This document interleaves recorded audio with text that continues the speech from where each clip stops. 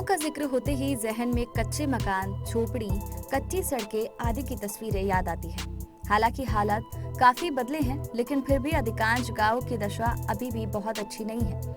ऐसे में जब कोई कहे कि एक ऐसा गांव भी है जहां लोगों की इनकम लाखों में है और सभी आलीशान मकानों में रहते हैं, तो यकीन करना थोड़ा मुश्किल होता है। इतना ही नहीं, इस गांव ने कई बड़ी मेट्रो सिटीज को भी पीछे छोड़ दिया है। दरअसल हम बात कर रहे हैं चीन के जियांगसू प्रोविंस में स्थित हुआक्सी गांव की।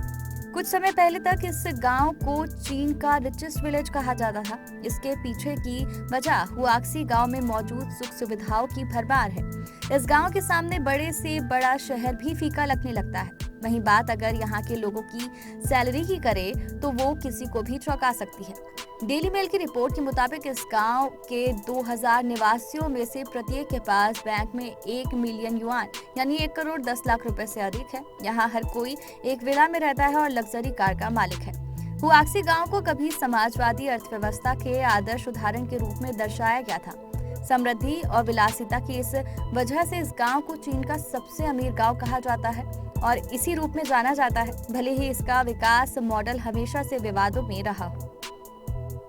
सालाना इनकम 15 लाख रुपए के करीब। इस गांव में रहने वाले लगभग हर शख्स की सालाना इनकम 15 लाख रुपए के करीब थी, जो चीन में एक किसान की औसत आय का लगभग 40 गुना है। अपनी आर्थिक ताकत दिखाने के लिए इस गांव ने 211 में अपनी गगनचुंबी इमारत बनाने में 3 अरब युआन 33 अरब से अधिक रुपए खर्च किए। यहाँ बनी 72 मंजिल एक बिल्डिंग को हुआक्सी का हैंगिंग विलेज कहा जाता है। इस गाँव में दर्जनों गगनचुंबी इमारतें हैं।